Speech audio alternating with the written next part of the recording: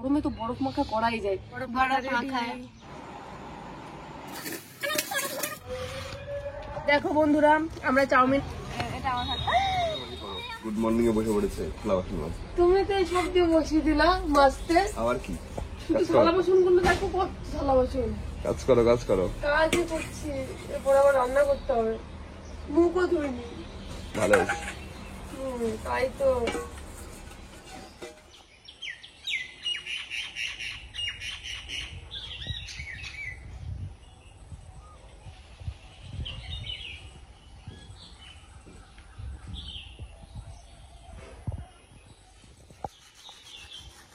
একটু কল করেছিলাম, আমাকে এত প্রচন্ড পরিমাণে মশা কামড়িয়েছে, ধারণা করার বাইরে এত মশা কামড়ে। এখন দাঁত ব্রাশ করছি, দাঁত ব্রাশ করে আবার রান্না করতে হবে। কাজ করে সকাল সকাল।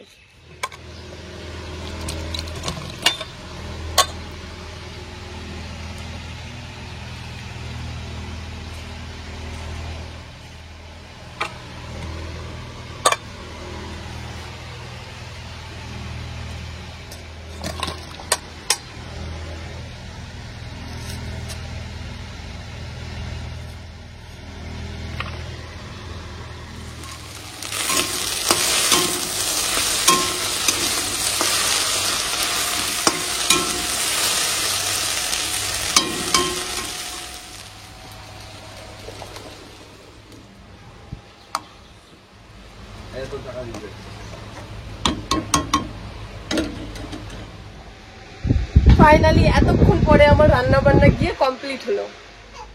দেখো বন্ধুরা, ফ্রিজে কত আইসক্রিম। তোমাদের দাদা ভাই বাজার থেকে আইসক্রিম নিয়ে আসলো। সবে স্নান করে এসছি তো, পরে আইসক্রিম খাবো। দেখো কত রকমের আইসক্রিম, আর আমার তো এইটা ফেভারিট, আর তোমাদের দাদা ভাইয়ের এইটা। আজকে চলে এসেছি আমরা বরফ মাখা নিয়ে, যেটা এখন ট্রেন্ডিং এ চলছে ভিডিওতে। আমরাও তাই ভাবলাম, আমি আর সোমা ভাবলাম যে এই গরমে তো বরফ মাখা করাই যায়। তাই দেখো নিয়ে নিচ্ছি এখানে লবণ, আর এখানে নিচে থালা, আর এইখানে দেখো এটা রয়েছে পেঁয়াজ কুচি, আর সঙ্গে নিচ্ছি তেল, যেটা হচ্ছে বরফ মাখার জন্য লাগবে। আর এটা তো মেন, এটা হচ্ছে আমাদের বরফ, এটা দিয়ে মাখা করবো, ইয়াম্মি। আর দেখো এখানে রয়েছে কাশ্মীরি রেড চিলি পাউডার, আর এখানে রয়েছে একটা কাঁচা লঙ্কা। এগুলো দিয়ে আজকে বরফ মাখা করবো। লাইফে ফার্স্ট টাইম বরফ মাখা খাবো, এখনো কোনোদিনও খাইনি আর করিও নি, জানি না কেমন লাগবে, তারপর তোমাদেরকে বলবো কেমন লাগে, ঠিক আছে? তো দেখো, প্রথমে নিয়ে নিচ্ছি পেঁয়াজ। প্রথমে যে নিয়ে নিয়েছি পেঁয়াজ কুচি, এবার নিয়ে নেবো লবণ, একটু লবণ, পরিমাণ মতো লবণ নিয়ে নিয়েছি। লবণ। এবার নিয়ে নেবো কাঁচা লঙ্কাটাই একটাই লঙ্কা নাও, যা ঝাল। এই তো লঙ্কাটাকে পরে সেট করবো।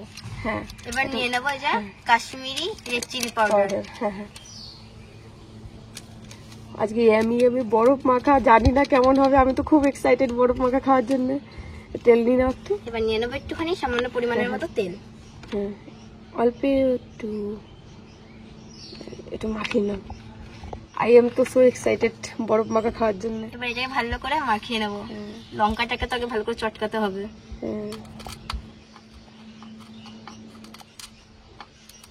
আমরা তো একটা লঙ্কা নিয়েছি, কারণ আমরা ঝাল বেশি খাই না বলে তাই।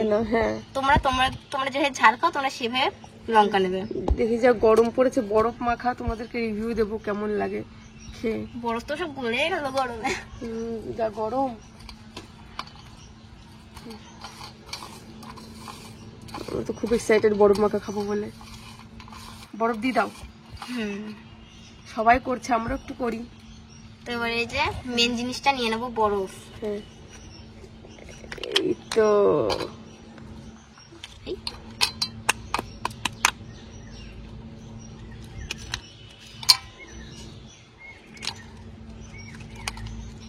তোমরা তো খুবই এক্সাইটেড। তোমরা ভিডিওটা অবশ্যই দেখো, আশা করি তোমাদের ভালো লাগবে, কারণ এটা একটা ইউনিক রেসিপি। সবাই আম মাখা খেয়েছে, কুল মাখা খেয়েছে, বরফ মাখা কে কে খেয়েছে অবশ্যই কমেন্টে জানিও। দেখো আমরা বরফ মাখা করলাম, দেখো একদম রেডি হয়ে গেছে আমাদের বরফ না মাখা। আর একটু দিতে হবে না ঠিকঠাক আসবে না। হ্যাঁ একটু দিলাম। থাক থাক থাক, আমরা আবার বেশি ঝাল খাই না।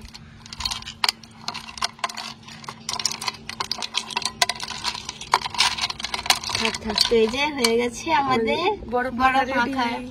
রেডি হয়ে গেছে, এবার টেস্ট করার প্রয়োজন। দেখো তো হেভি টেস্টি, ইয়াম্মি ইয়াম্মি। এইসব আমিও খাবো। দেখো এখন আমরা বরফ মাখা খাবো। আমি তো সো এক্সাইটেড। এই যে বরফ,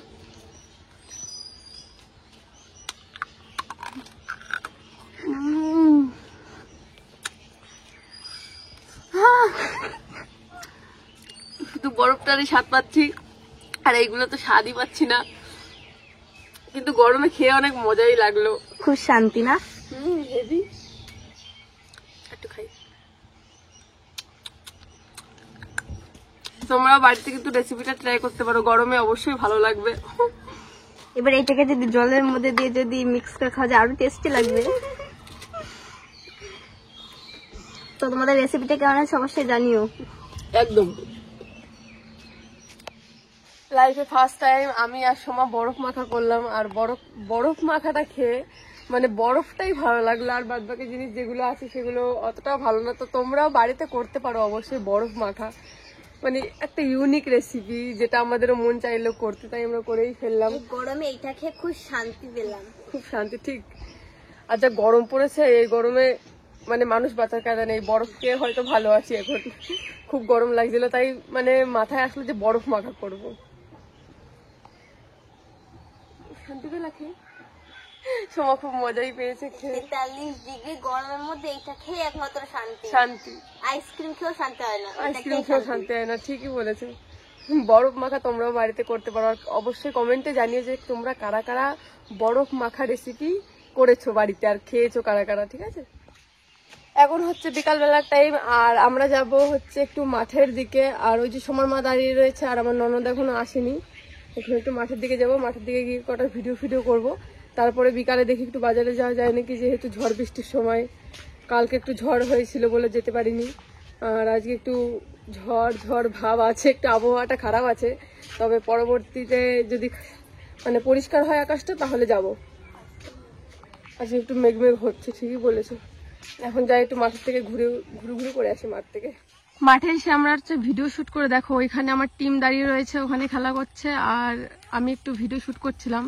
এখন হচ্ছে সন্ধ্যা হয়ে গেছে, বাড়ি যাব। দেখো আমার টিমও এখন বাড়ি চলে যাচ্ছে, চলো এখন বাড়ির পথে চলে যাই। তো বন্ধুরা এখন চলে এসেছি আমরা পার্লারে, আর এটা হচ্ছে হাঁসখালি বাস স্ট্যান্ডের কাছে এই পার্লারটা। আর এই দিদিটা আমাকে ভুরু ফিল আপ করে দেবে, এখন বেশি সাজবো না, পরে এসে একদিন সাজবো, ঠিক আছে? হ্যাঁ, এই দিদিটা আমাকে ভুরু ফিল আপ করে দেবে, খুব ভালো করতে পারবো। হ্যাঁ, এখন ভুরু ফিল আপ করবো, আর তারপরে যাবো হচ্ছে বাজারে।